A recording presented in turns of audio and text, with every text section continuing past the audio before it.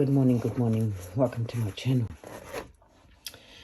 We were doing the corset spine and unfortunately I got to do this without you online because I thought I was actually taping. So what I did, I know that my spine is going to be my whole booklet is going to be 9 inches by 5.5. So what I did is I cut a sheet of paper 9 by 5.5 inches, attached it to my fabric just like this, and I stuck it down. But I didn't do anything fluffy on there. I just made sure it was just the fabric like so. Then I went on to make my next piece of paper. Again, it measures 9 inches by 5.5. So that then, because I've marked it top, that goes to the top, and that will fit in nicely like that.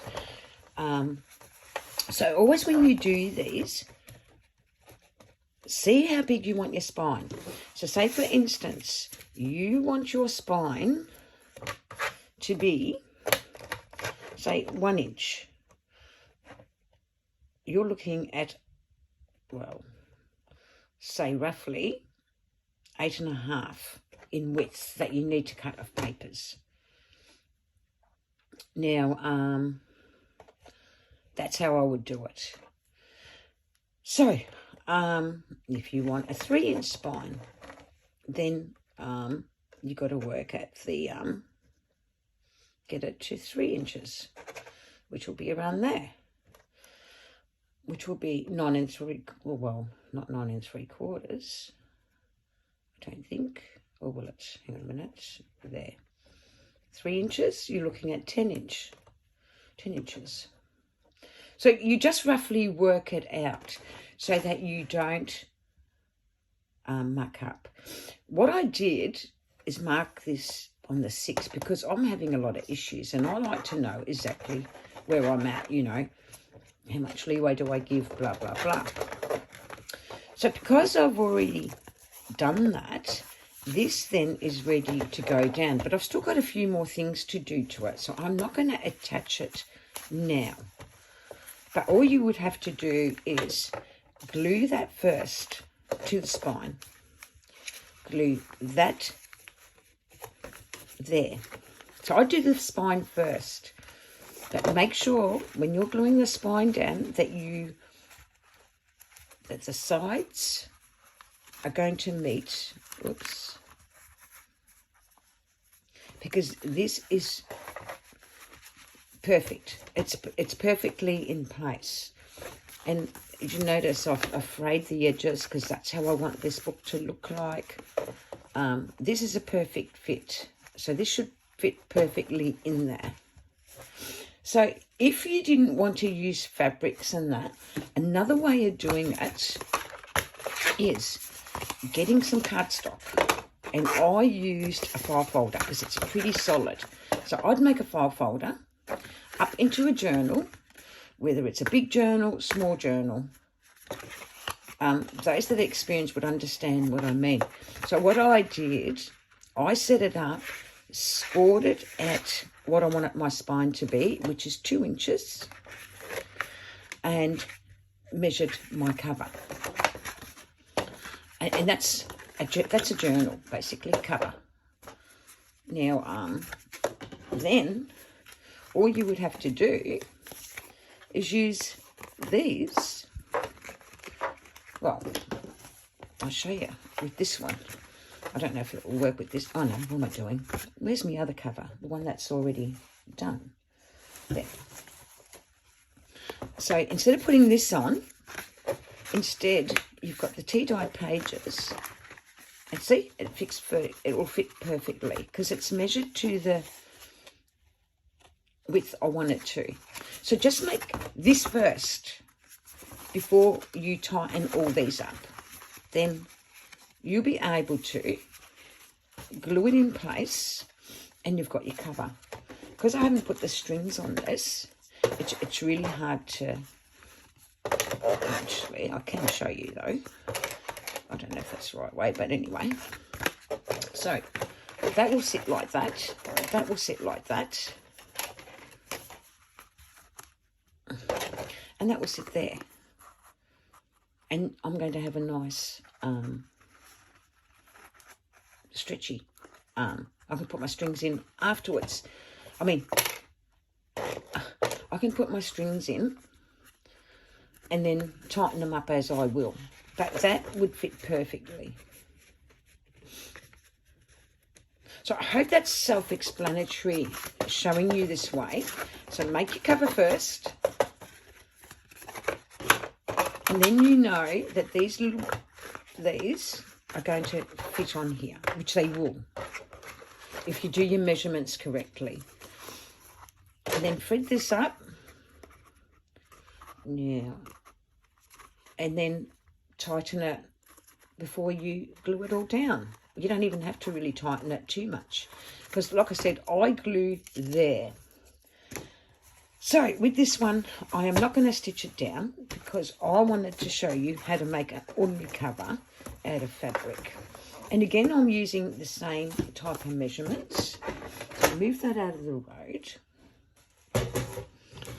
All I've done is cut these to size. I think this is wider though. I'll have a look. Yeah, it's 4 inches by 5 1/4. And I'm having a fairly big spine. Well, all my spines seem to be always around 2 3/4. That looks a little bit crooked, but it doesn't matter. It won't be crooked when I stow it all in and everything. And I was intending to use this fabric. I've ironed it and I really love it. And this is to make the next journal. And again, I cut it to size and put and I glue it well. I don't attach nothing on there till the journal's complete. So I'm keeping this fairly short. I'm hoping if you got any questions or answers to that, please fire away at me and I'll answer them.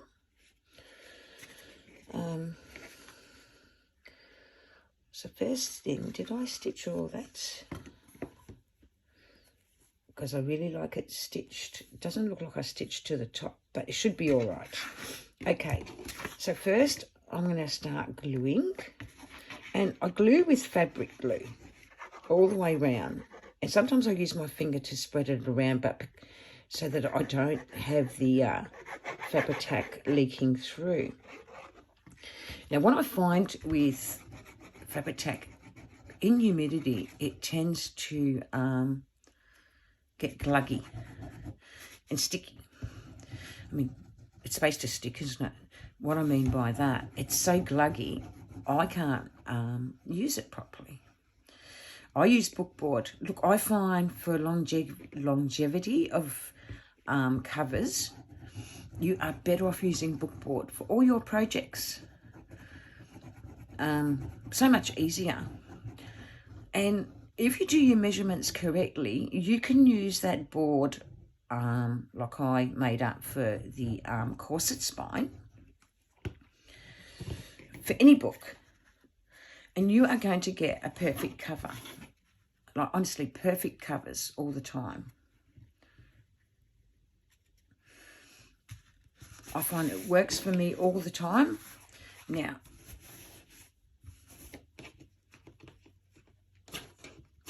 I'll stretch it out.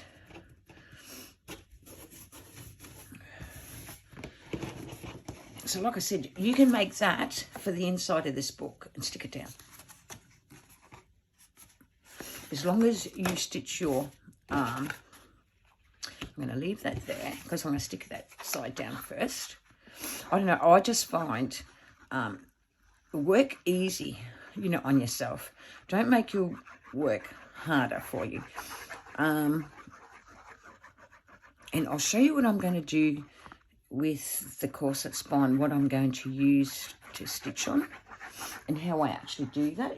Oh no, I showed you yesterday that part, but I use fabric and some paper to stitch on. Always have done. And I score so that I don't make a mistake. This glue. Isn't it funny? You get on YouTube and straight away you have an issue with something. Look, I'm not the greatest at teacher, so look, I said, fire questions. I'm just trying to be helpful, but sometimes, I don't know. It's just explaining it my way I feel is easier, because I was a bit confused with how I first read or seen how to do it myself. And I just wanted something more simpler for me to do. Oops. I always leave a bit of gap with my covers. Just make sure I'm going to fray that. And then I just want to make sure that's fitting properly without... So I leave a gap so that my journal will sit nicely. So I'll just make sure that's done correctly. And this gives you ideas too. If you go to an op shop or a thrift store, it just gives you ideas on what you can buy in fabrics. Well, that is a whole cross stitch that somebody did and never completed it. And look, they only didn't complete one section of it. I've got lots of covers out of that if I want to make covers or pockets or what have you. And at the moment, my mission is to make minis because it's just easier. I've got more room for minis. I haven't got room for big journals, and I've got stacks of them at the moment. So there is my cover.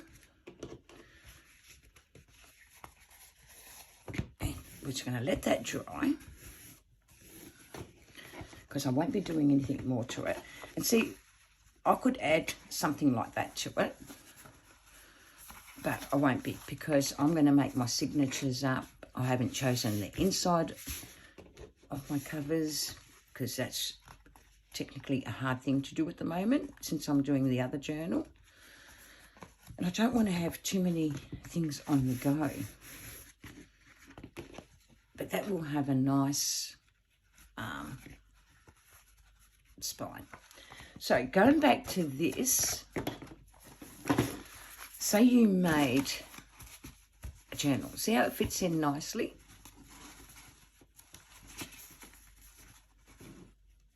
I just feel that if you make a cover, so if I was attached that to that and then onto my corset spine, this would work brilliantly if I had that happening. I'm going to show you, where's the other part of the cover, and that stitch, that glued on, and of course the ribbon, or the reason it's not got anything on it is because, see how that is perfect. So that's how I would be doing mine. Despite having that, I'd be still doing that over it, if that explains things. But it all hinges on, it's got to be that way, what. So that's how I would be doing this, because I like the frayed look. See how nice that looks? And it fits neat, nice and tidy. So you have your frame made up. And that's what I should have showed you yesterday. I've made it confusing because I was trying to teach you the shortcut way without the frame. You're better off using the frame.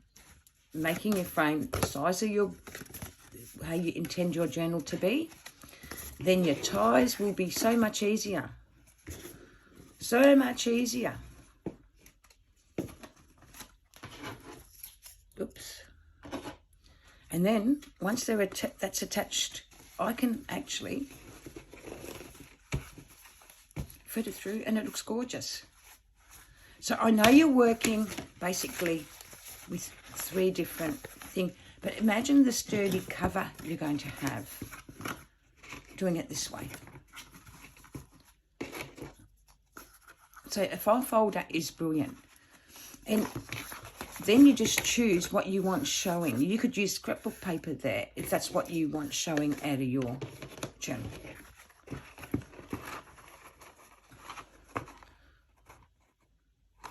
See? So, like I said, like the idea of a frame. Because look at that. It frames your journal. The same when you're doing a journal like this. You can do the same thing. It's a neat trick. Not many people use this trick. I like using it because it just makes for an easy life. Because you've already got the frame in place. And then all you got to do is stick all that down on top of it. And there's a journal. How cool is that? So the frame actually fits it. They must be the same. Same in height and thing. So that fits it too. So see what I mean? How you can actually make a gorgeous journal by creating a small cover out of 5-folder. You can use it for corset spine then, for this, which is fully stitched. There. And goes in there. And you just stick it down. And you've got a cutie. Now all I've done is put papers in, some pockets,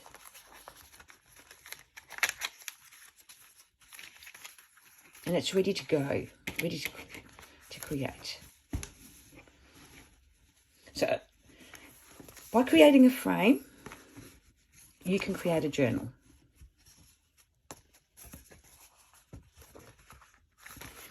Doing that to that, because that fits neatly, because obviously it's the same width and height, and there your journal's got a home. Glue it all in. Hope it makes sense. And like I said, the same with your corset spine. You're using your frame, because you don't need this. I choose to do it this way because I don't need a frame for this one. And that will fit. And it gives it stability. Like mine's got stability because I've got fabric in there. It's gorgeous fabric. And it's not tied down because I don't glue that. I just glue the center, the top a little bit, and all around it, and just in the gaps, because I want to still maneuver my ribbon, and I can. So I can tighten them a bit if that's what I want, unloosen them if that's what I want. See? So create a frame for all your journals. You'll be amazed how much easier it is to create a frame.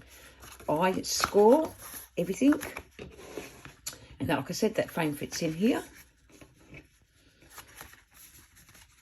which that means the journal I made can fit in there. Glue it down, both sides.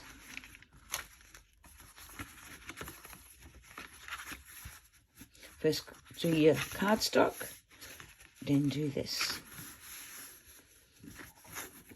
And you have got the perfect frame for your journals. So with your corset spine, you'll be able to create, believe you me, you're able to create a beautiful journal just using this technique.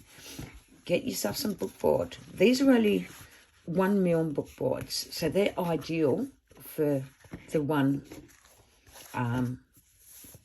the miniature journals. I'm so sorry. Bye for now. Look, thank you, everybody. I hope you understood me about the frame. Makes it easier than doing it this way. Like I said, don't forget to measure your journal. And it will give you the width and the height. And cut your frame just slightly less than, so that you haven't got that peeking out. And you shouldn't have. You can trim this easily anyway, because it's just, what do you call it? File folder. Ideal frame. It really is ideal. So, look, I hope you enjoyed that and that it's helped you in some way, because I should have come up with that yesterday and it would have been easier, because that's how I did a couple of the others. And I find this is the easiest way, having a frame for all my journals. Look, I've made many a journal using a frame, because you can glue it right down, and then if you want to, you can have, when you attach this down onto your frame, you then just don't worry about attaching the spine, and you've got a, I forget what they call the spine, but it's, because that's glued down, remember? It's one of those hollow backs. And I like doing them with a frame. It's much easier for me. So make yourself a frame, which is a journal cover using file folder. Frame it. Then make your. But you've got to remember, it's got to all measure the same as that, a little bit less by a centimetre. Or you can do it this way, like I did. But anyway, guys, thank you for watching and liking and subscribing. I hope this advice has been helpful. I can't wait till I put this together and put pockets in and all that. I've frayed all of this just about. I've got a bit more to do. And then that's right to go. But I hope you understood me about the frame. It will really help your junking. Making books, especially little books like this. But thank you, everybody. Take care, and I'll see you next time. Bye for now.